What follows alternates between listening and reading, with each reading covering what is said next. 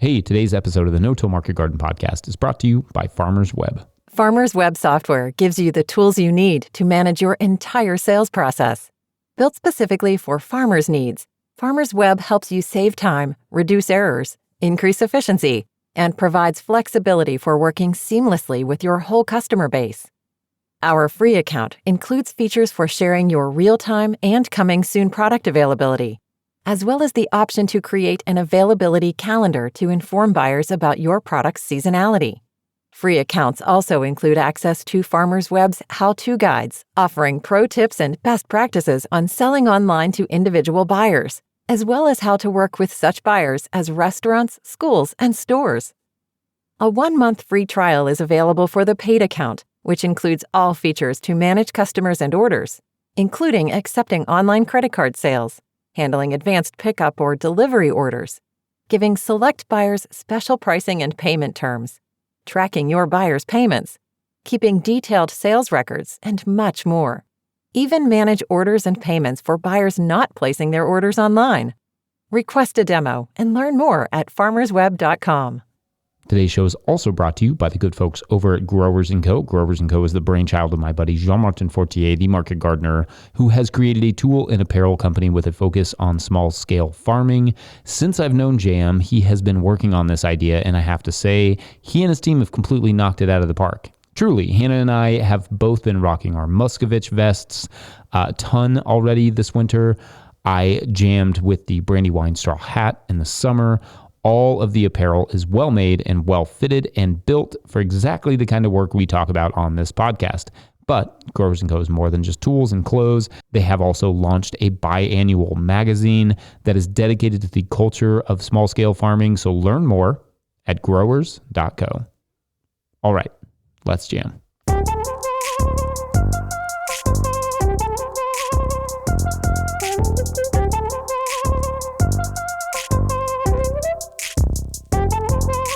Hey, you all, Farmer Jesse here. Welcome to the No-Till Market Garden Podcast, episode 14. Season 3 got a really exciting episode for you all this week with Jayne Merner Senecal of Earth Care Farm in Rhode Island. Earth Care specializes in compost production, but Jayne also runs a pretty sizable garden. So we split this conversation between commercial composting and no-till gardening, and we get into persistent herbicide in the composting process. We also talk about garlic and rhubarb in the production context, and a whole lot more. I loved having this conversation with Jayne, and I think you all will enjoy it dearly. Also, before we dive into it, I announced last week that I wrote a book, The Living Soil Handbook. This book will be printed in the summer, in July of 2021, but it is on pre-sale now at notillgrowers.com. And the reason we are pre-selling it now is that the no-till growers money we make from that sale goes into our creative budget for the year. Just so that's clear, I'm not personally keeping any of the money that No-Till Growers makes on that sale. I get like $2 or something from the publisher as royalty, but No-Till Growers actually makes a really good chunk of change to bring you more free content. So it's kind of a different sort of fundraiser. And also, I worked really hard on the book, so I'm very proud of it. Read more about it. Read more about the book at notillgrowers.com. Patreon discounts do apply. All right, that's enough for me. Let's get into this amazing conversation with Jayne Merner Senecal of Earth Care Farm.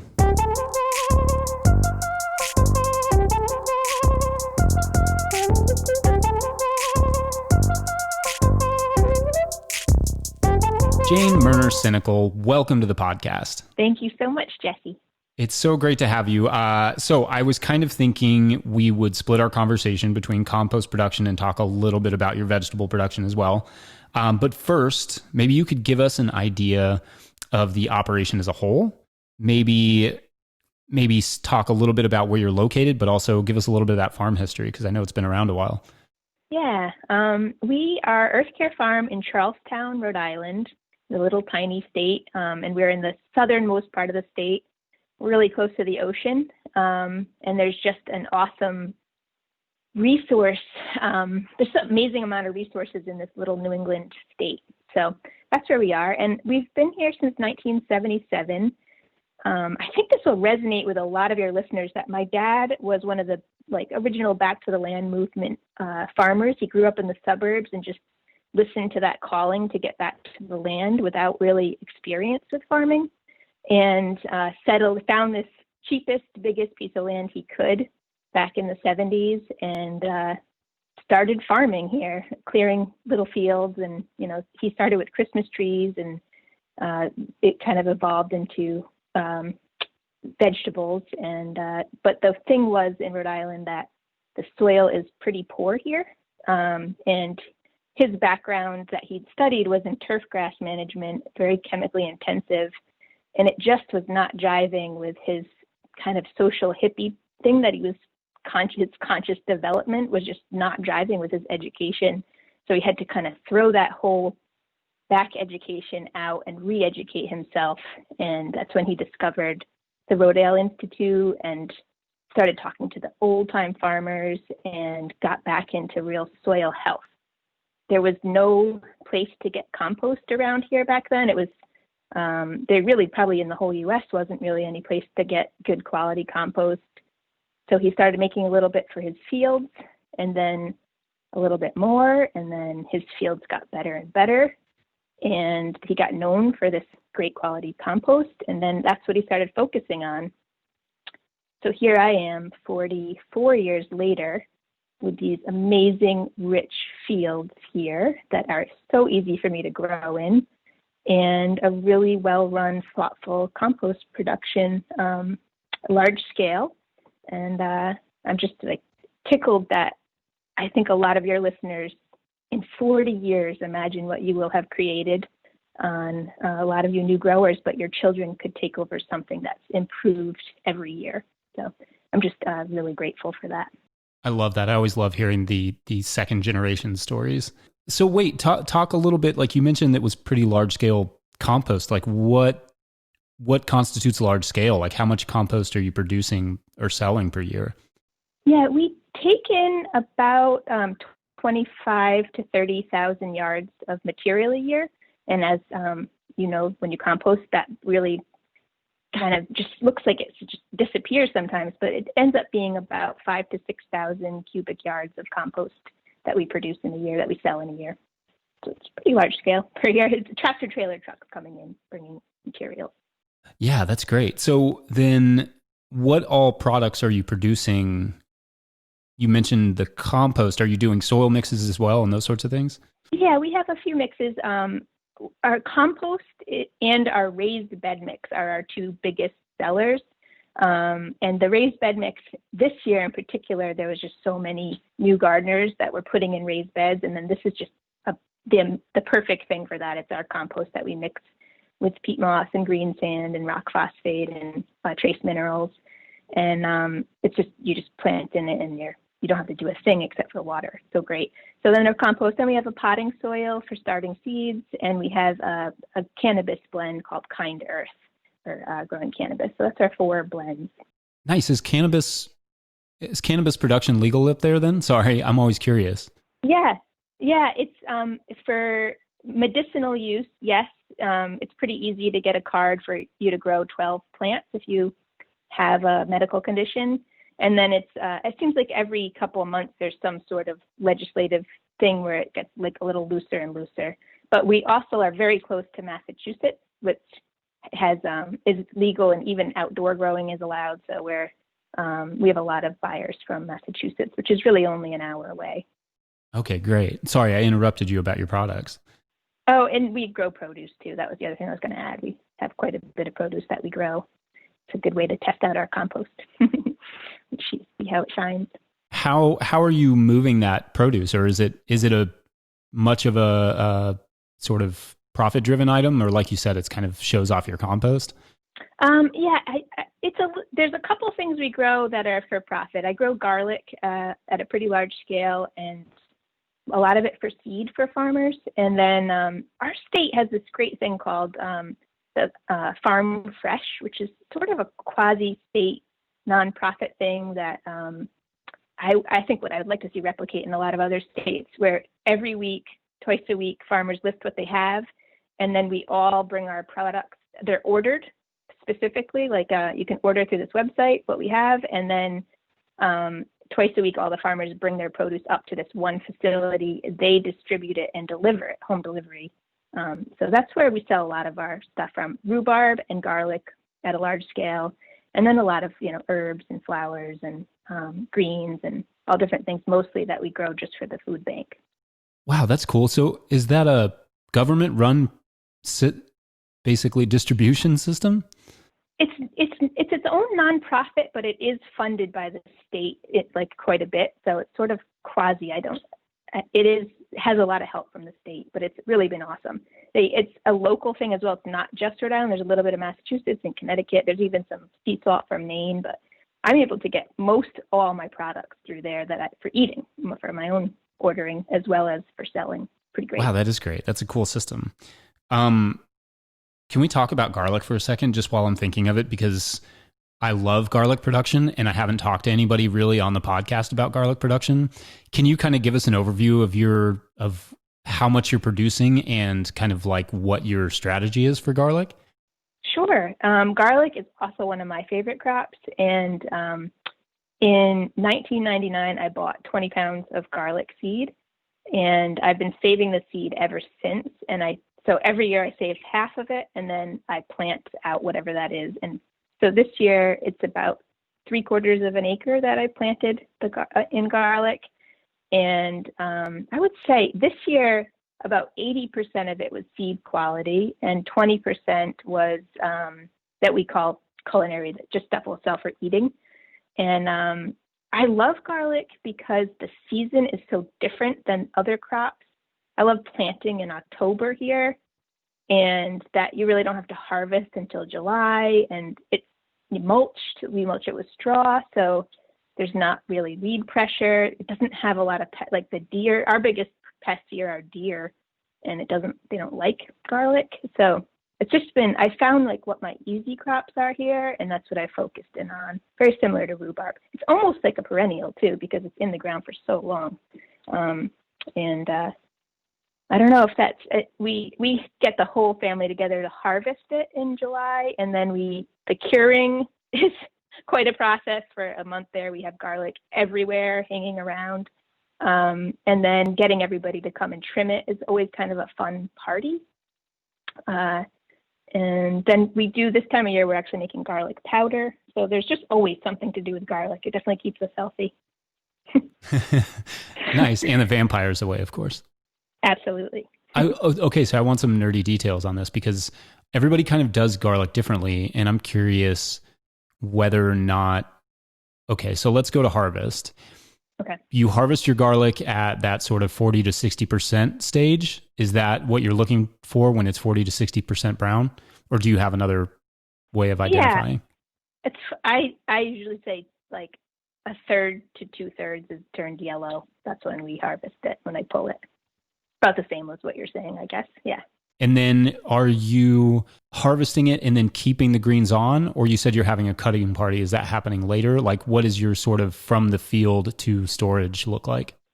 So we take it all in and lay it out. I try to get it all in our barn, which has good ventilation, and it's dark and kind of cool.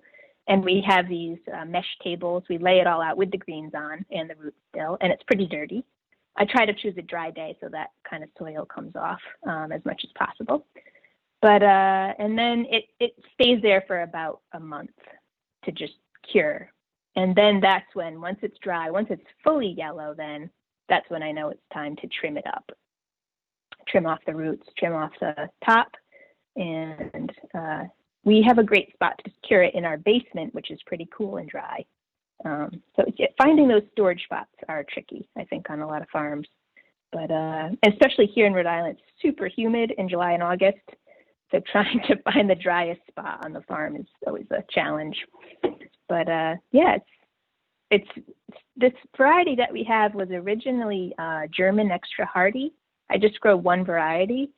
And it's so different than that first seed that I bought, 20-something years ago, that we have now called it Earth Care Farm Garlic.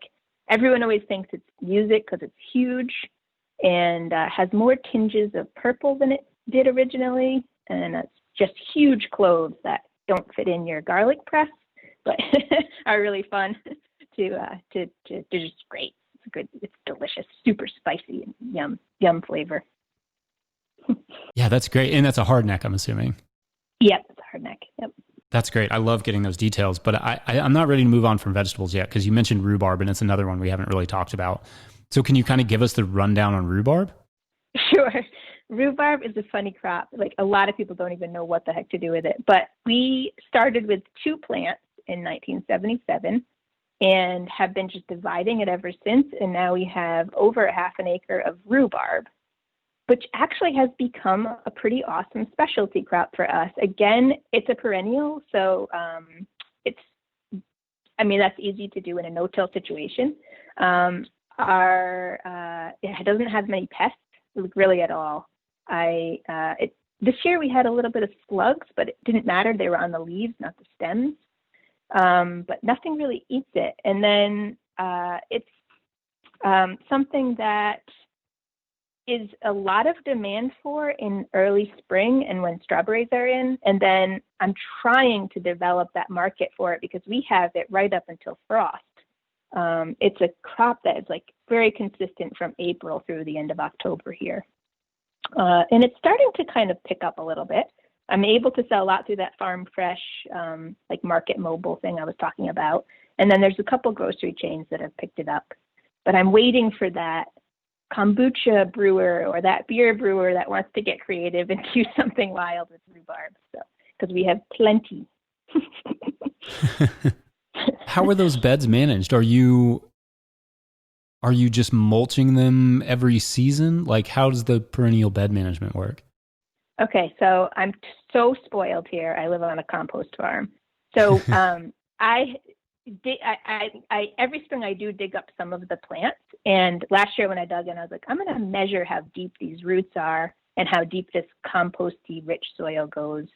And I got down to 3 feet with just like, how deep the roots were with these things, because they're 44 years old. And every year in the fall, we top with a little bit of compost, maybe just a ½ inch or so. And then after topping with the compost, we use straw mulch and straw them for the winter. And then they just grow on their own all season. And then we just do the same thing, just top them with a little compost every fall. And so now, then you end up with these deep, luscious beds, which I think is pretty much, it used to be called organic, and the name seems to be ever evolving, but no-till seems to be the name now for that system. Deep compost bed. Yeah, right. Is that how you do most of your garden? Like, are you doing a lot of planting just directly into compost? Yeah, yep. I've actually started switching to our raised bed mix for the topping. It's really just now, I consider ½ inch kind of almost a homeopathic amount, but that I like adding that mineral piece in as well. But yeah, that's it. That's all we do. Compost or raised bed mix. And it's just healthy, rich, dark soil, great tilth. I can reach my hand right in up to my elbow, and that's ideal. It's ideal. I didn't realize how awesome the soil was until I started gardening other places. I always thought I was a really good farmer, but really it just was on really good land. Was there a reason that you switched to using the raised bed mix? Was there like a specific instance or something that you were noticing that was telling you maybe you needed more than just compost? There wasn't any signs of it's definitely go by your plants if they're healthy. Everything was really healthy. I just started reading a lot more about minerals in the last few years and felt like maybe we should be adding some of those back in. It just was kind of a hunch. The other interesting thing is because our compost has clamshell in it, we get a lot of fish products, fish gurry we call it. And there's a lot of clam production in Rhode Island, so we get clamshells. Our pH is a little higher, so this about 7.3 for our compost. So Rhode Island has pretty acidic soil. Originally, our soil started at a pH of 5, and it's now I have a pH of 7 in most of the fields, but some of them are getting a little higher, 7.3.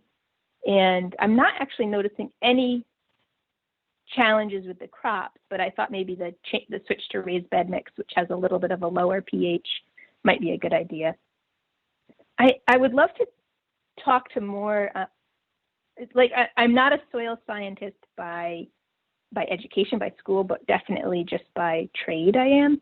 And I read as much as I can, but I have some sneaking suspicions that I'd love to talk to someone more about pH and cation exchange capacity. And our cation exchange capacity in our soils is like really high, awesome. Like 38 is the one in my field I just tested recently.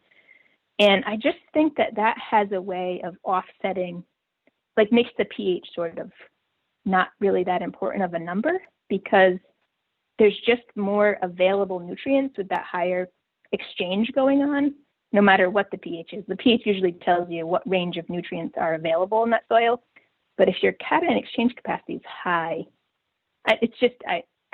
I'm probably going to get beat down by that assumption right there. But I'd love to do some tests on that and see if that is influencing things in the field, because it doesn't seem to be so much a pH thing out there. Things are lush and green. Yeah, I don't know if you will get beat down for that, because I've heard other agronomists sort of mention pH is something that maybe gets a little bit overblown. I know that it can be excessive, that if you have really acidic or really alkaline soils, especially when you're first putting plants in the ground, that can be an issue. But I've also, the way that plants use their exudates, they're often manipulating the pH around their rhizome. So it's around the rhizosphere. So it's, yeah, I don't know. It'd be interesting to learn a little bit more and hear a little bit more about that. And maybe somebody will contribute that hears this. That would be great, because our soils are very, very biologically active. And I think that just has a way of counteracting any of those numbers that you traditionally think of. Like our cooperative extension, their only soil test is your pH. And that's how they determine if a soil is good or bad. And there's just so much more to it than that. It's such a disservice to soil science to only test for one thing. So, yeah. Right. And I'm assuming that your soil organic matter is probably pretty high as well. It's very high. And this summer, the garden that we tested our soil in it was 20% organic matter. What's so wild about that is that it was 1% when my dad bought the land in 1977. So that is just a crazy, huge increase of organic matter.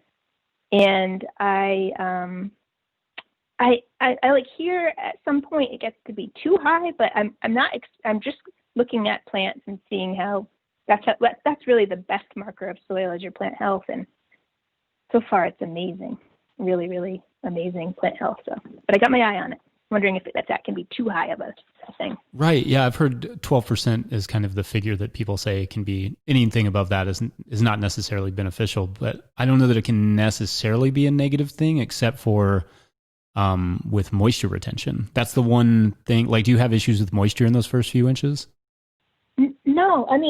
This was a great year because we had a serious drought this summer here, and we didn't have any problems with that. And, it doesn't get like mucky or anything like that. It drains very well. There's a lot of porosity. So even like we had 100-year flood just 8 years ago, and we didn't have like standing water anywhere. So I don't know. I imagine it could get there if it gets, but it's almost like we've created like what the Midwest fields were like, that loamy soil. I don't know. These numbers don't mean as much to me as they used to. Now it's like, oh, look at that parsley. It's like glowing. It's really, that's how I mark what the soil looks like. If it's good or not. Yeah, sure. If it tastes good and it looks good and it's performing well, it's hard to care as much about those numbers. It's true. But they're important too. So. Sure. Especially like I think about things like too much nitrogen or too much phosphorus or any sort of leaching, especially of nitrogen.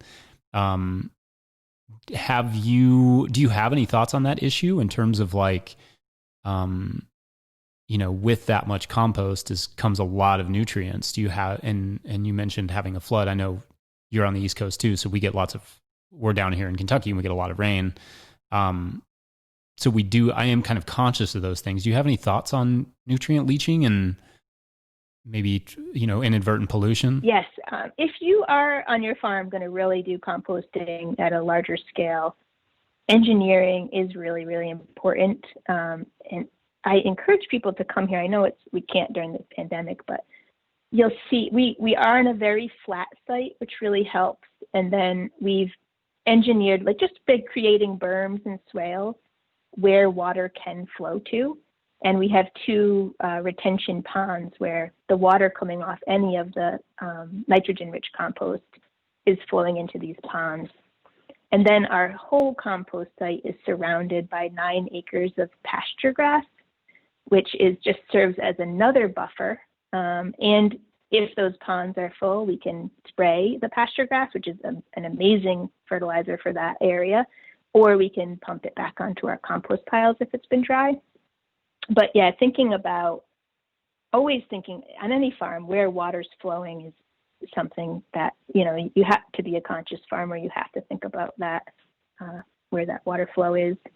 But, and just, I like a buffer between our farm, then the pasture is that nice buffer. And then it's the woods and the streams. And we're sited in a really great spot for a compost operation there's 1,000 acres of woods kind of surrounding us. So pretty blessed in that way. Yeah, that's great. I think when I first asked that question, I was thinking, in terms of gardening, I had kind of not even considered that you really have to think about that in terms of running a full-blown compost operation.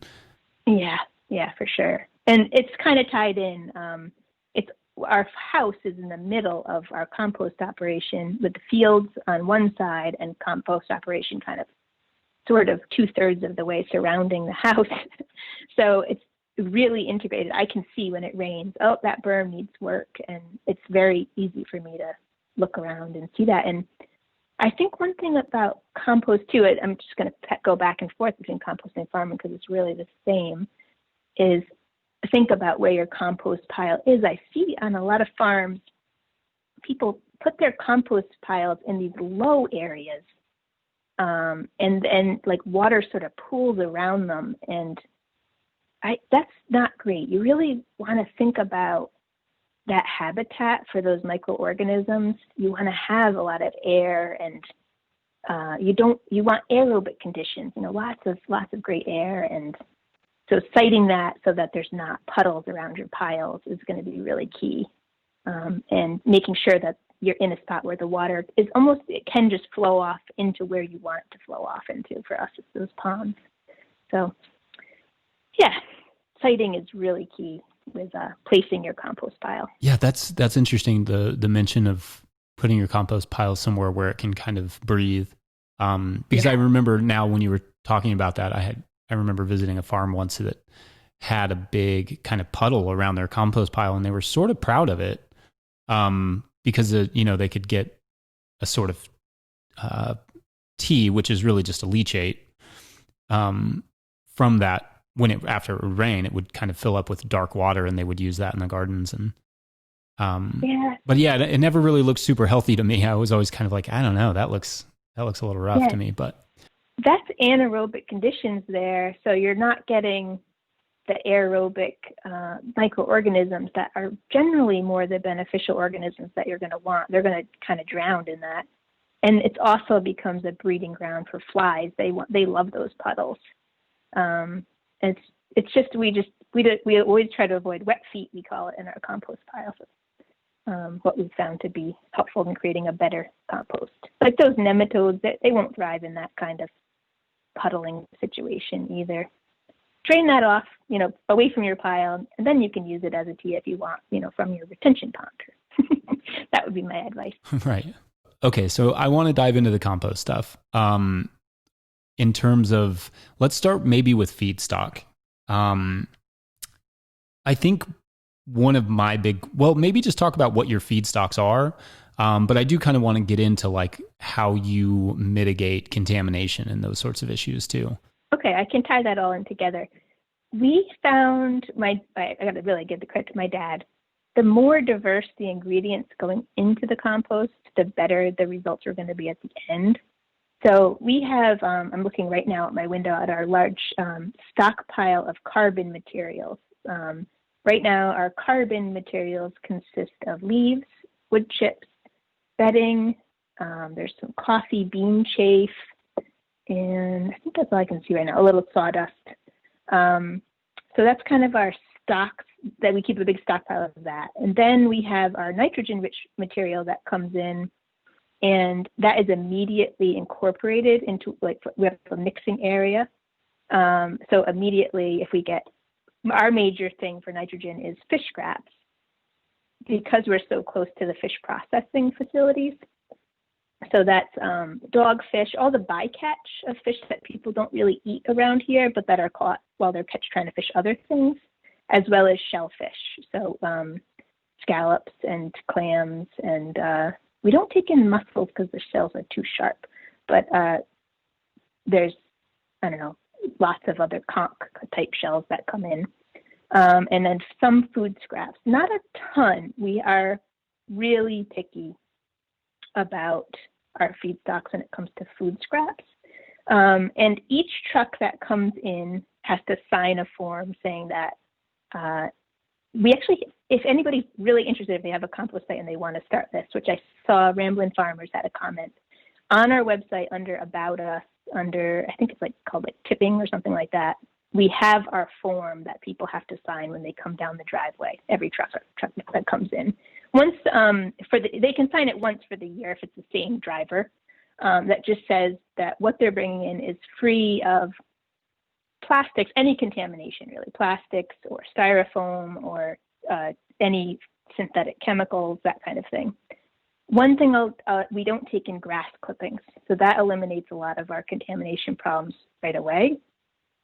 And the major contaminant that I know a lot of the farms are worried about, and they should be, is those persistent pesticides that don't break down during composting.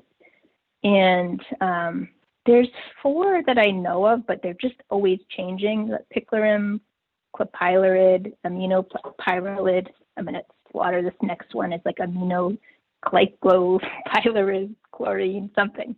All Dow and DuPont chemicals. And it's unfortunate because it's made us really wary of taking in manure. Because it's when these cattle and horses eat hay that was sprayed by these 4 chemicals, it passes through them and is still phytotoxic to plants, even after passing through the animal and being composted. That to me is just a sign that that product should not be on the market. So what's happened is there's been quite a few composters that have, particularly if manure is their main ingredient. You'll notice with us, we have a lot of different ingredients going in, but if you make a compost out of just cow manure and food scraps, which is pretty common, or cow manure and bedding, your kind of risk of contamination is pretty high. Fortunately, in Rhode Island and 5 other states, those 4 chemicals can't be used on pasture. So that's helped us quite a bit in mitigating, but you still don't know if someone's bringing their hay in from out of state. A lot of times farmers don't even know exactly where their hay came from. So if it's brought here, we have to know where that came from. They have to know that it wasn't sprayed with those. That's been our biggest success of keeping those off our site. But it's been a huge headache for composters across the U.S. And it's a nightmare. The other thing is the only test that I know of, it's been a couple of years since I was trying to find how to test for those things. They're owned by Dow and DuPont, and they're really expensive. So it's not something that composters regularly test for.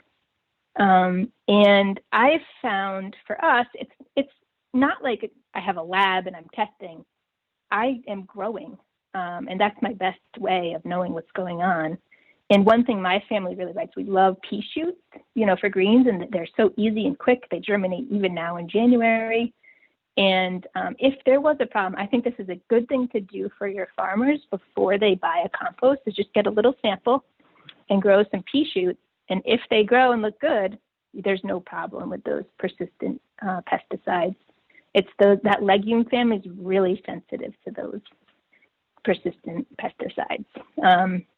So if they were to not be able to leaf out and turn yellow, then that's when you know you've got a problem. And it's just really, I was reading that it's 1 part per billion can disrupt plant growth, which is the equivalent of like half a teaspoon of that chemical in an Olympic-sized swimming pool. So it doesn't take much to really ruin a batch of compost. And really, manure should be an awesome resource and shouldn't be something that we have to worry about. So there's a problem up the stream that we need to fix. It's just a bummer that our society hasn't figured this out sooner. But, sorry, that was my rant. No, it's a good one. I know several farmers who've been affected by it recently. I have one farmer friend who's been affected by it by 3 different composters. And what state is that in? Do you know? Yeah, I think all the compost came from Tennessee. Okay. Oh, that's awful. And yeah, that's really troubling. And that's really difficult as somebody who's wanting to get into farming or somebody that's wanting to get into composting, not having a good way to mitigate that. As you said, cutting out the grass clippings is one option. But then, yeah, I live in Kentucky and we are rich if with nothing else but horse manure. But that's something that we always are worried about a little bit. And yeah, that doesn't seem like there's any good way to get around that, except for, like you said, that little testing with legumes and seeing if there's any troubling indication of yellowing or poor leaf development or anything like that on like a microgreen tray. Yeah, but this is where legislation needs to come into play. Like, I think this is beyond what we can handle as a farmer, to have to think about that as well. It just shouldn't be on the market. There shouldn't be chemicals like that on the market. And people are growing pastures successfully here in Rhode Island and Massachusetts without those. So, it can be done. I mean, pastures growing here on our farm without anything at all. And, it's healthy and lush and raises our cattle just fine. So I don't know. It's disappointing that we still have that stuff on the market. Yeah, and I was under the impression that it was banned in a few other places, but it turns out that it's banned kind of sporadically by certain municipals in certain areas. So like there's a couple of those that are banned in places in Canada, and I think Washington State is one that says you can't use some of the pyralids, and maybe even parts of California. Like, it's really spread out and it's really difficult to know. And usually that's not for ag, and it's not even oftentimes for golf courses. It's usually just for home use, cosmetic use. So it's really challenging, I imagine, as a composter, knowing what stuff you can trust and what you can't. It is really challenging.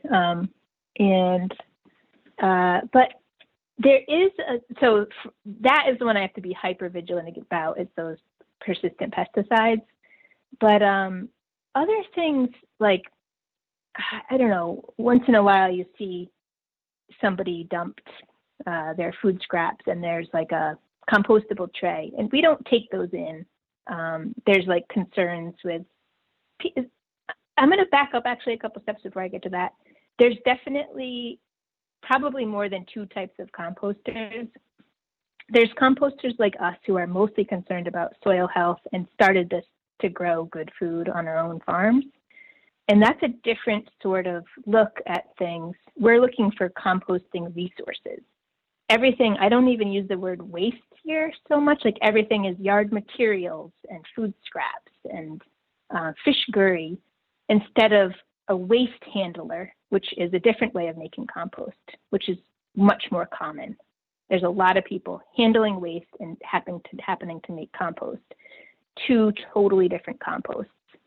And that's, I think, what is challenging for farmers is to kind of be able to separate out, oh, okay, I see this is not really a composter, this is a waste handler. And their money is coming in from tipping in income, things being dumped, rather than from selling their compost. That's also challenging because somebody like my compost is going to be twice as much as that municipal compost that's down the road. Totally different product, though. but kind of it takes a little while to recognize that, I think, as a grower, that there's vast different qualities of compost. And so often I have someone who will be a compost customer here for years, and then they see, you know what, I'm going to try that one. It's only $30 a yard. And they come back the next year because it had glass in it or plastics or just junk, or it's phytotoxic. So really knowing, I think it's very similar to knowing your farmer, and you can't necessarily tell by a label or anything like that. And actually, I did see that question about labeling. Our compost is OMRI listed, so it's listed for use on organic farms. The challenge with that kind of wording is that if a compost is just made from yard materials, it's also considered organic, but it's not organic in the sense that the term that people are thinking. If they're just talking about it's just organic material, and they can write organic compost because it's just yard materials. That's super confusing for people, I find. That is super confusing. I didn't realize they could do that. I was under the impression that, there's what you're talking about is general organic composting rules that say what temperature it has to be at and for how long. And versus if you don't use manures at all or animal products, you don't have to follow those same guidelines. But I didn't realize that you could call that non-manured compost organic. Yes, because organic is a term that the USDA uses, and compost is not considered a USDA product. It's not a consumable product. So organic has a different term. Like it's all these semantics are tricky. But we have an organic compost, but it's OMRI listed. We have an OMRI listed organic compost. Very different than just our town also, quote unquote, has an organic compost just made from people's yard materials. It's full of trash. And that is also considered organic. And organic farmers can use it. I don't quite understand why, but it's just these funny terms that are messing us up a little bit. So, but OMRI listed compost would be good. Someone had asked that that there's a lot more testing that is involved with that. The challenge is kind of similar to the USDA organic program. It's expensive. I just spent $3,000 on our paperwork for that, and it's a lot of paperwork. But for me, it's worth it because I do have a lot of organic growers using it, and I just want them to have that peace of mind that, we're doing our due diligence here for that. But if you're a small composter only making a couple hundred yards of compost, that's not going to be worth your while to do that paperwork and that those tests and everything. So know your composter. That's great. Do you feel like there's obstacles for getting into composting? Because, I spoke with a composter not that long ago who was saying that just in certain places, and this may not be everywhere, but in certain places, just the setup alone, like what you need for the leachate, ponds and all the regulations, depending on what state you're in, maybe, it's really expensive. I mean, you're talking about like $1 million setup to get your composting operation going. Like, is that one of the obstacles, or what are some of the others for getting into being like a small scale composter like yourself? The biggest obstacle is siting. It's like people are excited a lot of times about a little organic farm in their area, but not so much about a composter. People get up in arms about it. That's the number one reason why composters go out of business is because of neighbors. But there is an expensive setup for sure. We're lucky in Rhode Island that there's two different types of composters. One is that you can be an agricultural composter, which is what we are. So that's encouraging any farm to make compost, which I really do think every farm should be making compost. And then there's the other type, which is just like more that municipal, they're kind of regulated under like the more waste management side of things. And both have a lot of regulations, but it's a little easier to get in as an agricultural composter because they're really trying to encourage that. But yeah, I mean, I'm very fortunate to have my dad helped write these regulations. He's the one who helped the DEM come up with the agricultural composting designation for Rhode Island. And I'm also in this 40 years, so we've had time to scale up as it kind of fit our farm. But if I was to have to go in right now and create this system somewhere else, it would easily be $1 million of our equipment and siting and engineering and the ponds and all the gravel we had to bring in for the pads. And it's a lot. Just our screener alone is, a couple $100,000. So, but you scale up. I think every farm can do it with what they have. You can do it with a pitchfork, or you can do it with your little tractor, your little Kubota, or you can have what we have with these 6-yard bucket loaders. It's available at any scale. I was thinking the other day about this issue about, the $1 million setup. I was thinking, have you ever heard of anybody setting up a system with their waste management company? Like every time I go to the dump to get cardboard boxes or whatever, they have a giant pile of leaves and wood chips in the back that they just kind of shove into a big pile and let compost and then let people take that. And I've always wondered, if somebody couldn't go to them and say, hey, can I pay you to set up an operation here? Have you ever heard of anybody doing that? I have. I haven't heard of it happening successfully, but I know people that have tried it here in Rhode Island. And I think it could be a great model. One thing, we struggle to keep enough of our carbon materials on hand, the browns, and the towns have so much of it. And we take it in for free, but for some reason it ends up all in particularly this one site in Johnston. And I just thought, man, with all that carbon up there, they could be taking all of the state, food scraps if someone properly managed that up there, which I wouldn't trust to the state necessarily, but a really good composter could come in and do that. I think that could be a great option, but there's hurdles of working, I think, probably just a lot of paperwork to work with the towns in that way. And then maybe the town council changes and things change, that might be a little bit challenging. But that could be a great way to get around the $1 million of infrastructure needed. Right. Yeah. That's got to be a huge hurdle. Hey, you all, just jumping in real quick to get a word from our sponsors like Tilth Soil. Tilth makes NOP-compliant living potting soils in Cleveland, Ohio. With food scraps, they haul and compost themselves. Each batch of soil is tested against the competitors, and the results are in. Plants vote for Tilth Soil. To learn more about their full line of products, visit www.tilthsoil.com. This show is also brought to you by you, the patrons. Our patrons are the absolute best, and this has been one of our best weeks ever on patreon.com/no-till-growers. I appreciate each and every one of you so much. If you love this show or the No-Till Flowers podcast or the videos we do or anything else, and you really want to support it, go to patreon.com/no-till-growers. That's Patreon, and consider signing up. And at a certain level, or if you just bump up from one level to another, you get a shout out on the show. So big shout outs this week to Aubrey Fleming, Matthew Bader, Coleman Farms, Solène from Ferme Les Essards, Jacob Arthur, Michael Burton, Fiona and Donnie of Firefly Farm, Susan Eden, Veggie Cropper, Rimmel Greenhouse Systems, Scott Snodgrass, and Jean-Martin Fortier. Big thanks to all of our show supporters. All right, back to Jayne. Okay, so I want to get to some of those questions you were mentioning, some of the Patreon questions, because there's some great ones this week.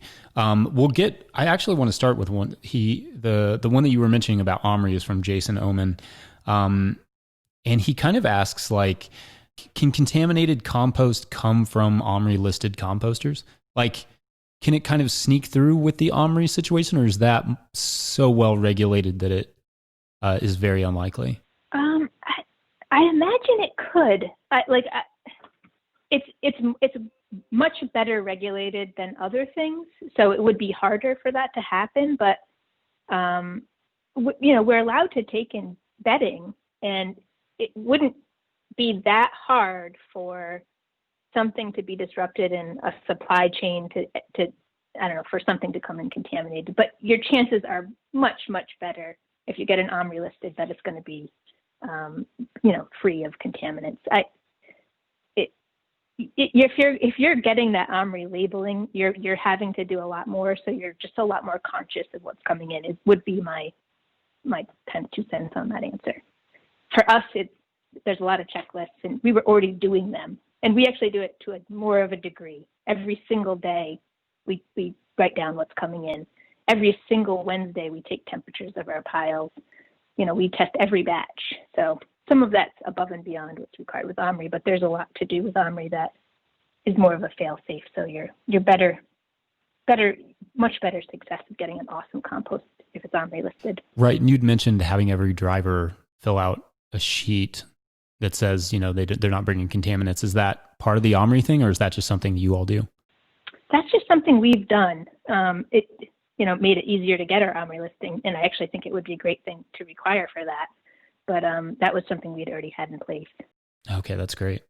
Okay, Jody Miller asks, what are your thoughts on the Johnson Sioux bioreactor? Static covered pile, that is watered daily with worms added. That versus maybe like a small hand-turned compost pile? So I've only ever done our kind of at our home scale hand-turned, and then basically it's the same thing on a larger scale, what we're doing on our bigger production.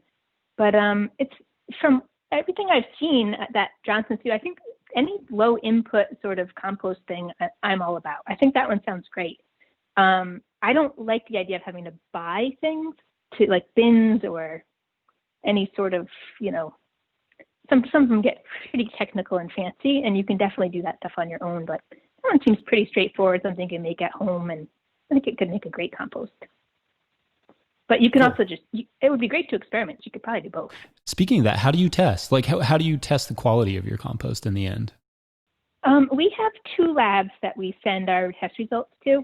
I'm going to say the best test for me is picking up a handful, holding it, feeling that texture, looking at the color, smelling it. It should have this earthy smell. It has a name called geosmin that I love that smell and that word. And it smells like earth. And then it should like stain your fingers and be sticky and be like kind of black. That's the best way to test it if you're a home composter. And then we we've used many labs over the last few years, and I've kind of settled on Logan Labs and Earth Fort. Pretty sure that's the name of that one. The Logan Labs is a good rundown of all the nutrients, micronutrients, and pH and cation exchange capacity kind of things you'd expect.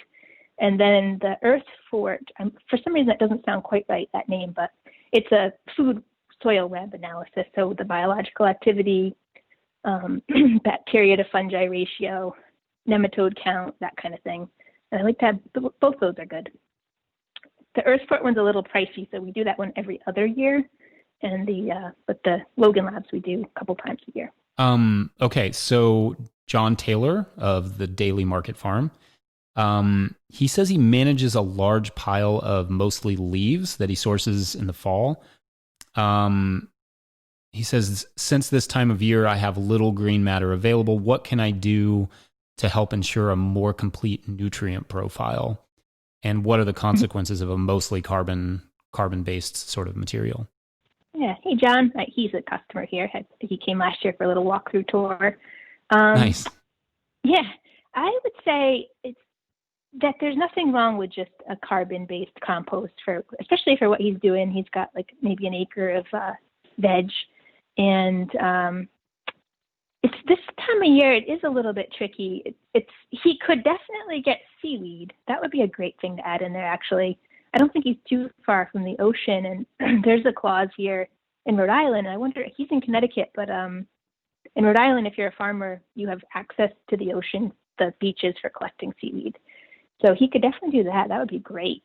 There's a good source of micronutrients in there, just things that you just don't get from the land. I would say that would be awesome. Yeah, seaweed. Do it, John. Nice. This kind of goes, Stephanie Crocker was kind of asking about crops grown specifically for compost production. Have you ever done anything like that? Crops grown for compost production? Oh, like if she should grow something that would be good for the compost.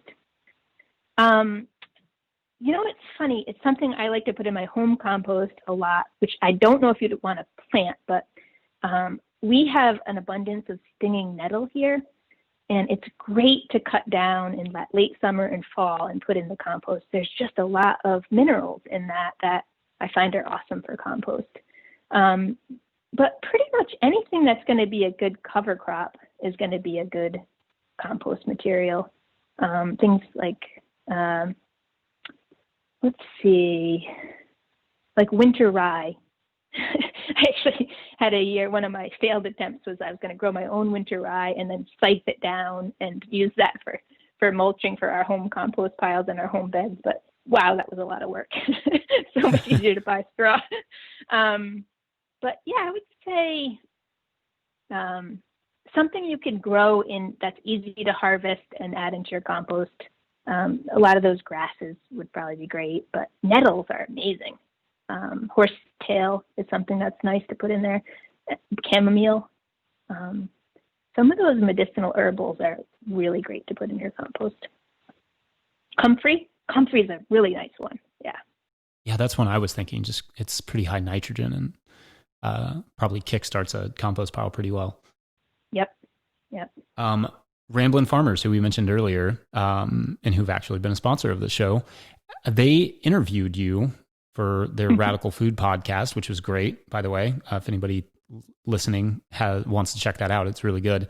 But they said that Jayne is also an expert in team management. Could you ask her a bit about her management and training style? Hey, Logan. Logan and Bob are awesome. And yeah, I don't know. Today I'm feeling not as good as my team management, but a lot of days I do feel great about it.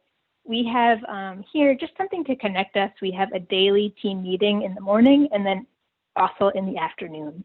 And so we're actually smaller than you'd think at the farm. We have 2 full-time loader operators, 1 full-time office manager, and then 1 kind of field hand and helps with bagging, and then me. So there's 5 of us total. But we're all doing such different things that we need to meet, I find, twice a day, 15-minute check-ins, and just kind of get on the same page and check in. How are you doing? What are your goals today? The farm's looking great, or, we really need to improve that driveway, needs to be graded a little more, just to check in. And then once a month, so tomorrow, the first Tuesday of every month, we have a 1-hour longer check-in, usually with some farm snacks. And we're very transparent about financials and goals and how we're doing with things and what we need help with, what equipment we need, what equipment needs to be repaired, and just kind of getting all on the same page. Communication is really key. I'm not a micromanager, so I'm relying on my team to be responsible for things and tell me what's needed if something breaks. I don't know, just a lot of appreciation. I kind of my mantra every day is I appreciate you guys so much. Like you can't do this on your own, and loving that team and doing as much as we can. This is our first year. I'm super excited to have a 401k for my team members. And I'm just so proud to do that. I just don't know of any other farms that are able to pull that off, and so excited to have that and help with health insurance and pretty good pay. So trying to make everybody's life better. That is really cool. I've never heard of a farm doing a 401k. That's really awesome to hear that. Yeah, I think that's that next layer of freedom that we all need to get to is that, we see abundance in our fields and things, and we need to feel it and really bring it into our bodies and then have it reflected. And that financial world is a reflection of abundance as well. So bringing that out, showing that to our team is really important. What was setting that up like? What's the process of getting, like if somebody's maybe to the stage, what's the process of getting a 401k set up? Did you run into any roadblocks with that, or was that very difficult to get going? It was a little bit of paperwork, but I have an accountant who helped me with it. And he recommended somebody to come in from John Hancock was the 401k I don't even know what you call that, like the people, the company that handles it. And he came in and explained the process to us. It was all new terminology for my whole team, including me, and met with us each individually to determine, what age you are and how you should be saving for retirement. And it's through our payroll each week. The payroll company, you got to decide like what percentage of your pay you wanted to save for your retirement. And then my farm matches it to a certain degree. And that it wasn't hard. It was just, one meeting with a financial person and a little bit of paperwork, and it's set up now kind of automatically. So it was pretty simple. Yeah, that's really cool to hear. I think one last thing before we get off, I'd like to know, I didn't mention this, so you can take a second to like think about an answer. In the composting world, like, do you have any big mistakes that you've made that you feel like would be worth sharing to tell people, don't do this, I did it and it didn't work? Or any big failures you think would be helpful to somebody maybe in the composting realm?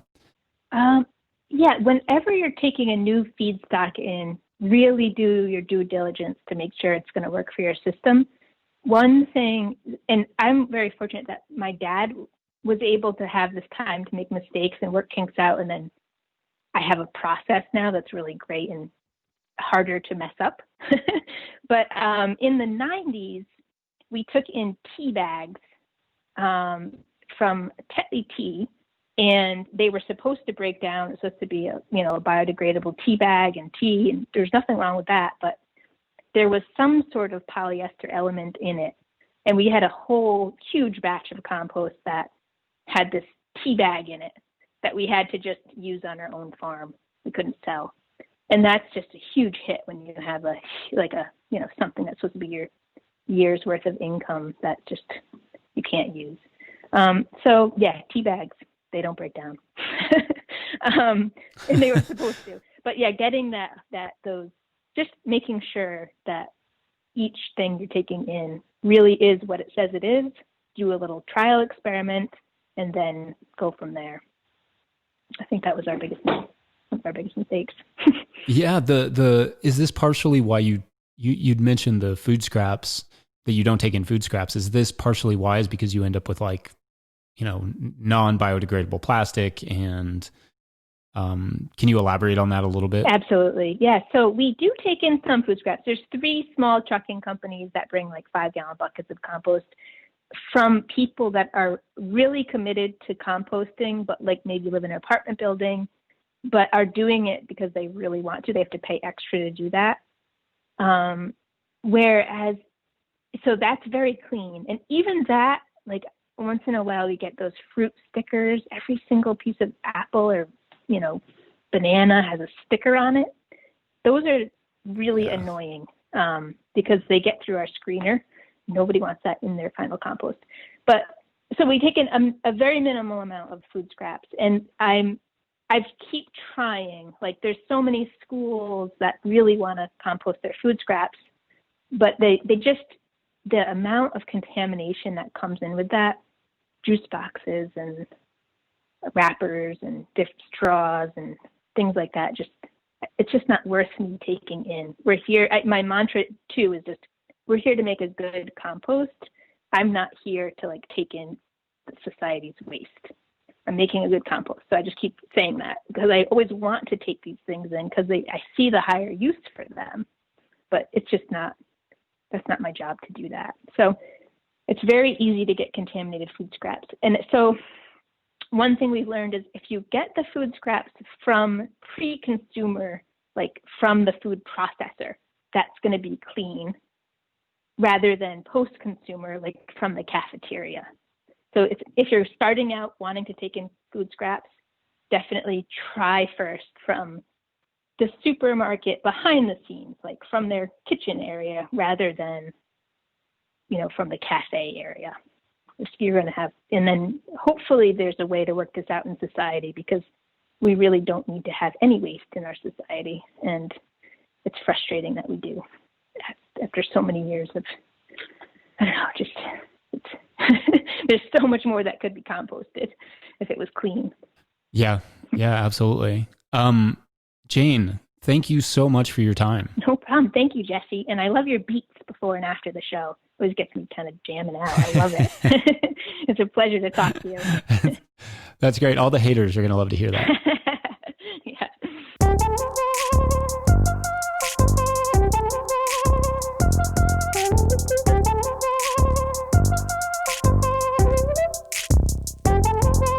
All right. If you enjoyed that episode, make sure to follow Earth Care on Facebook and Instagram and all the places. Jayne and her father do these videos regularly, and they are really great to watch. You can find those on Instagram. You can learn more at earthcarefarm.com. Please head over to no-tillgrowers.com and check out all of the work Jackson has done on that site. It looks amazing, and he's been putting in a ton of effort into it lately. Also, check out the Living Soil Handbook, which is on pre-sale at no-tillgrowers.com. And if you buy it from us, that money goes into making more content for you, like this podcast. International folks, you can buy it from us, but the shipping is kind of rough at the moment. We haven't really figured out a good option for that. So a local bookstore in your area or a regional agricultural organization that sells books may be the best for you. We'll keep you updated on that. Also, make sure to subscribe to this podcast wherever you're getting it and leave a review. This week, all reviews must follow the NOP regulations, especially if they contain manure. Big thanks, as always, to Jackson, C-flat major is actually just B, Jesse, Roulette, and Josh Satin for their help. Huge thanks, as always, to Willie Breeding, who beatboxed our theme music with a machine that actually does that for him. Huge thanks, as always, to Hannah Crabtree, my amazing wife, for being amazing and also illustrating the Living Soil Handbook. Fun fact, my wife is rad. Thank you all for listening. We'll see you next week. Bye. Yeah. We do have I grow about 2 acres, I would say, if I was to substitute out all the rows of clover in between and things. But it's more just because I love it, and it's a good way to show how awesome our compost is. It's like a demo yard. Yes, yeah. it is.